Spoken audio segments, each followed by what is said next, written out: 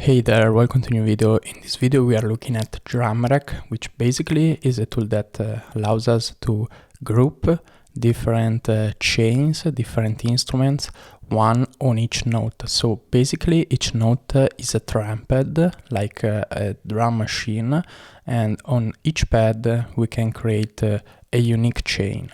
So let's dive into it.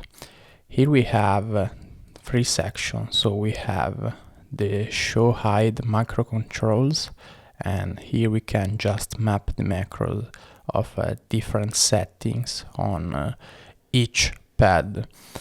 Then we have the show hide chain list. So here we have all the chains that are loaded in this example. So basically we have 5, and then if we scroll down we have other 4, so a total of 9. And here we have the volume, we have the name, we have the preview button, and we have the pen, the chain activator, the solo, and we also have the hot swap preset. And here we can drop in the chain list different devices, something like a reverb. Here instead we have the show hide devices. So basically on each note we are looking at what sample is loaded in, what instrument is loaded in. So we have the auto select that for each note that it's played, it automatically selects and shows the chain. So if I play this note, we have escape perk high, and if I play this other one, we have VL hat. If we don't want to keep switching, we just turn it on. If we don't want it to keep switching, just turn it off. Then we have the show hide input output section. So here we can choose to output the audio to different channels and routing it differently. Here we have the choke group. So you can use this chooser to select the choke group for this chain. So basically it means that if you play one note and then another one, the second one will truncate the first one.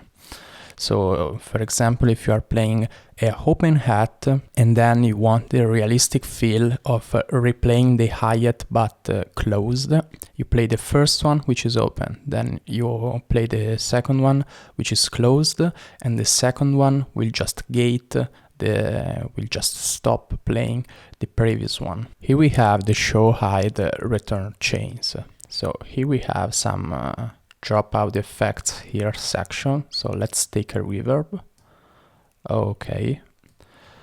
And this acts like an internal send within the drum rack. We can send all the audio to the rack output or directly to the kit phase A reverb or anything else like the saturator. And by sending it like this, we have this sound that behaves like this. So we have a 100% send to this effect. Then we have the send section.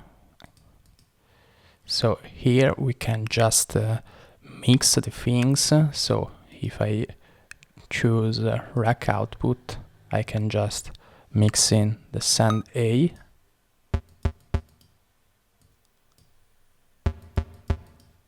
and the send B, and actually as many sends as I just set. So if I drop in another one, we have 3, then we can have 4, and so on.